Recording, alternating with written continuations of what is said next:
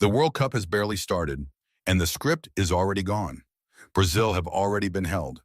Germany have already scored 7. Japan have already stolen a point in the dying minutes against one of the biggest squads in the tournament. A Caribbean island of 150,000 people has already scored at a World Cup. We are less than a week in and nothing looks the way anyone predicted. The chaos is real, and it is only going to get louder. Start with Brazil, expected to control their group, manage the tempo, move on. Instead, Morocco held them 1-1. Ismail Sabari scored for Morocco. Vinicius equalized. Igor Thiago missed chances Brazil could not afford to miss. Neymar watched from the sidelines. Brazil had the icons watching, Neymar waiting, and the opening game still felt like a warning.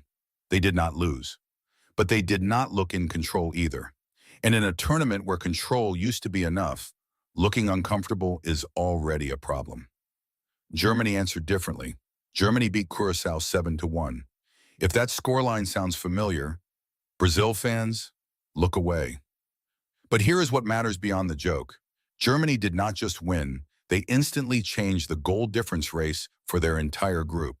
And in the middle of it, Curaçao, a nation of just over 150,000 people, playing in their first ever FIFA World Cup, still scored. In a 7-1 defeat, they got a moment they will never forget. Germany sent a warning. Curaçao still got their moment. Both things happened on the same day. If those two results showed you the two versions of early chaos, the favorite looking uncertain and the powerhouse making a statement, Japan showed you something else entirely. Against the Netherlands, a Dutch side built like a basketball team, the game looking done, and then Daichi Kamada, dunking on a 6'4" Van Dijk, scored a late header from a corner to make it 2-2. It felt like a Blue Lock episode had escaped into a real tournament, and suddenly that group was wide open again. One late moment, 1 point. In this format, that matters more than it ever has before. The host nation made their own noise. USA 4-1 Paraguay. Folarin Balogun scored twice. Pulisic set one up. Gio Reyna finished it late. A packed stadium, 4 goals, and a statement the tournament could not ignore. The USA were not just showing up, they were announcing themselves. And then the result that deserves more attention than it is getting. Australia 2-0 Turkey. Turkey had Arda Güler, the possession, the chances. Australia had Nestori Irankunda scoring on his World Cup debut, Connor Metcalf with a long-range second, and Patrick Beach making crucial saves on his competitive debut. Turkey controlled the match. Australia controlled the moments. In tournament football, moments are everything. Sweden 5-1, Tunisia.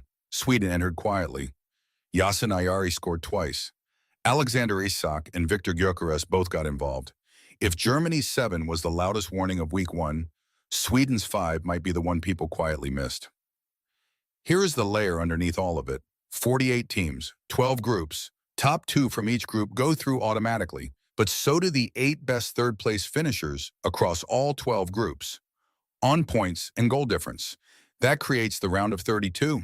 What that means, finishing third is not automatically the end, and that changes the weight of every single result.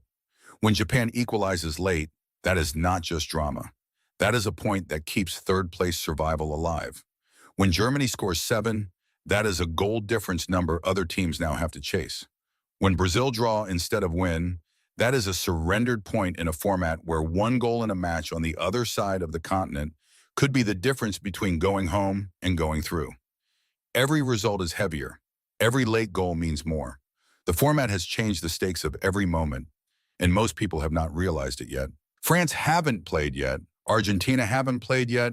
England and Portugal are still waiting. The biggest names in this tournament still to arrive. Still to show whether they come in controlled and dominant, or whether this World Cup drags them into the same chaos it has already created for everyone else. If it already feels this unpredictable before the biggest names have kicked a ball, what happens when they do? The World Cup has barely started, but the old script is already gone. For more tactical football analysis, World Cup breakdowns, and stories behind the game, subscribe to the Playbook Lab.